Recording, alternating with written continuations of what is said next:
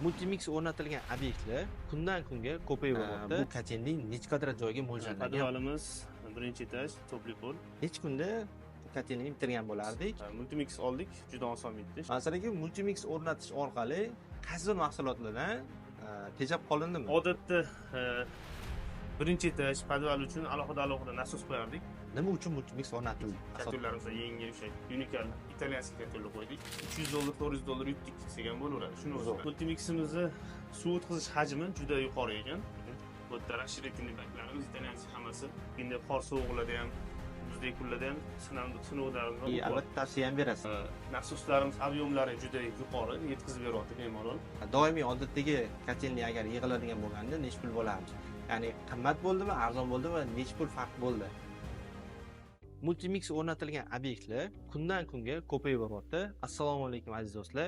Bugun biza navbatdagi, ya'ni multimix o'rnatilgan joyga keldik va bu joydagi, ya'ni umumiy kotelni Mansur aka boshchiliglaridagi jamoa amalga oshirgan va ularni mana shu multimix bo'yicha, umumiy mana shu kotelni bo'yicha o'zimizdan qiziqtirgan savollarni berib javob olishga harakat qilamiz. Assalomu alaykum, Mansur aka, hormang. Yaxshimisiz? Salomatsiz? Qanaqasiz aka? Sizlar yaxshimi? Yaxshi qolinglar. Xo'p, aka, birinchi o'chirda beradigan savolim, bu kotelning necha kvadrat joyga mo'ljallangan va bu yerda qanaqa ishlar bajarildi? Hop, bu kotelligimiz 300 kvadratdan yuqori mo'ljallab olingan, lekin bu obyektimiz 220 kvadratdan iborat.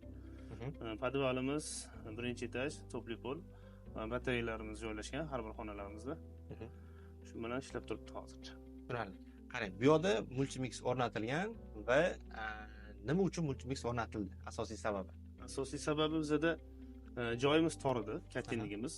Ham bu yerda hojatxonani ham mo'ljallashgan klientlarimizga hojatxonaning yoniga ham kotelni tiqib ketishga majbur bo'ldik. Joyimiz kichkinaligi uchun.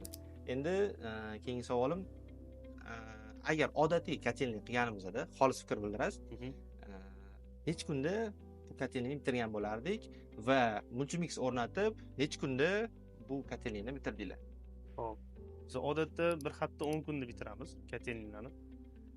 Endi jarayonga qarab, yana obyekt kattaroq bo'lsa, undan ham ko'proq cho'zilishi mumkin, bir oygacha ham bo'lishi mumkin. O'rtacha mana shunaqa 200-300 kvadratlikda bir hafta 10 kunni mo'ljal qilamiz. Multimix oldik, juda oson bitdi. Inshaalloh 4 kun 5 kunda bitirib bo'ldik. Uzog'i 4 kun 5 kun ichida bitdi. 5 kunda bitdi. Zo'r. Masalan, multimix o'rnatish orqali qaysi bir mahsulotlardan tejab qolindimi? Va shu bilan birgalikda o'z bu yerda umuman multimixdan tashqari yana qanaqa mahsulotlar o'rnatilgan? Albatta, inshaalloh tejab qolindi. Ko'p narsa tejab qoldi desak bo'ladi. Xohlasiz kelib chiqarib ko'rsatsam bo'ladi demak. Hop, bizda odatda birinchi etaj podval uchun alohida nasos qo'yardik. Bu yerda nasosimiz bitta bo'ldi, topli polimizni o'ziga.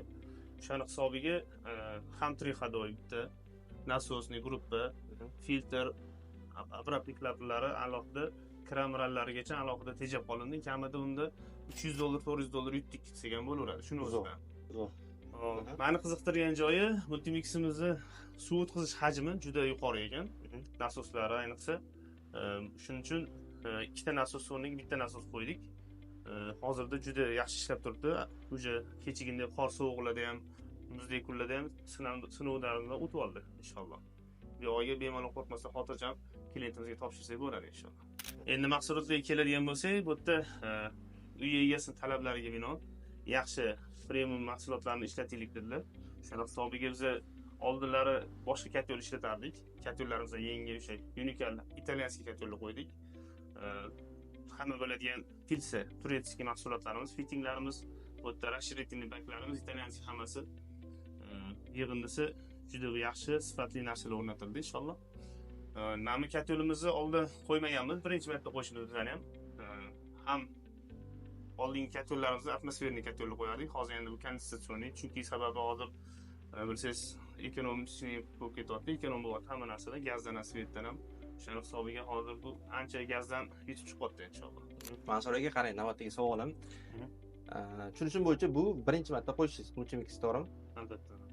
Endi navbatdagi obyektlarda buni shaxsan o'zingiz tavsiya bergan bo'lamidingiz, qo'ygan bo'lamidingiz? Deylik, masalan, hamkor ustalarga yoki uy egasi qo'ymoqchiman, lekin o'ylayapman, ikkilayapman deyotganlar bo'lsa, masalan, nima tavsiya bergan bo'lardingiz? Albatta tavsiya beramiz. juda zo'r ishlab kelyapti. Bu o'zi texnologiyasi bo'yicha ham ko'radigan bo'lsak, ancha yaxshi sifatli ishlab chiqarilgan. Nasoslarimiz ob'yomlari juda yuqori, yetkazib beryapti bemalol. Oldinlari nasoslarimiz boshqa nasoslar qo'yadigan bo'lsak, bitta joyga tortib ketish ehtimollari bor edi. Hozir bizda podvalga ham birinchi etajga ham bitta nasos orqali, triходой orqali ishlatamiz. Xudo xolasa o'zini darajasidan yuqoriroq ishlab chiqaryapti. Ya'ni suv yetkazib bera olyapti, issiqlik yetkazib beryapti. Xonalarimiz yaxshi sifatli ishlayapti. Va yana tavsiya berishimga sabab ancha tejamli gidrostrelka bo'yicha, gidrokollektor bo'yicha joydan ham, ob'yomdan ham ortiqcha suv rasxod qilmaydi, gazdan ham ekonom bo'lyapti inshaalloh. O'shalar hisobidan tok yana bitta nasos qo'shiladi, yana bitta triходой, o'shalar hisobiga ham ancha yutib ketdik. Qolganlarga yana kelajakda yana kotelnikli qilsak, mashina foydalanamiz degan aniq maqsad turibmiz xudo xolasa. Albatta tavsiya ham berasiz hamkasblarga. Albatta, hammaga. O'rtoqlar, endi eng qiziqarli joyga keldik. Narxi bo'yicha savol berib ko'ramiz. Mansur aka, narx bo'yicha bu necha pulga tushdi? Kotelnik, ya'ni multimix bilan o'rnatilganda, doimiy odatdagi kotelnik agar yig'iladigan bo'lganda necha pul bo'lardi? Ya'ni qimmat bo'ldimi, arzon bo'ldimi va necha pul farq bo'ldi? Hop, kotelnigimiz общий ketgan mahsulotlar $5500 ga tushdi. Agar qo'shimcha bo'ladigan bo'lsak, o'zimiz yig'ib gidrostrelka ortiqcha gidrokollektor qiladigan bo'lsak, undan 100-200 arzonroq chiqardi. 100-200 farq bo'ldi, ya'ni qimmatroq bu chiqdi. Bu qimmatroq chiqdi. Zo'r. Lekin 100-200 qimmat bo'lgani bilan ham, lekin qulaylik taraflama bizda hozir yutib ketilgan taraflari o'sha 100-200 emas, 300-400 ming narsa yutib ketildi. Naborot hozir bu 200 yana yuqorisiga, ya'ni plusimizga ishladi hisob bo'ldi. Zo'r, ancha tejamkor bo'ldi. Tejamli bo'lib qoladi. Chunki hamma o'ylanish bo'yicha alohida bitta nasos, bitta batareya uchun, bitta topli pol uchun qilinadigan bo'lsa, bizda hozir ikkita topli pol uchun qilinyapti, bitta ya'ni konturimiz yutib qolyapti. Hozir agar bitta konturni boshqa kollektorga qo'shganimizda, bu qaytadan yana $400 yana qo'shimcha bo'ladi. O'shani hisobiga hozir bizda bu qimmat ko'ringani bilan, ya'ni arzonga aylandi bizga. Zo'r. Krallari ham hamma sifatli narsalar bo'ldi. O'shani hisobiga yutib ketdik. Mansur aka, vaqtingizni ayamasdan bu kotelnik haqida to'liq ma'lumot berganingiz uchun sizga katta rahmat.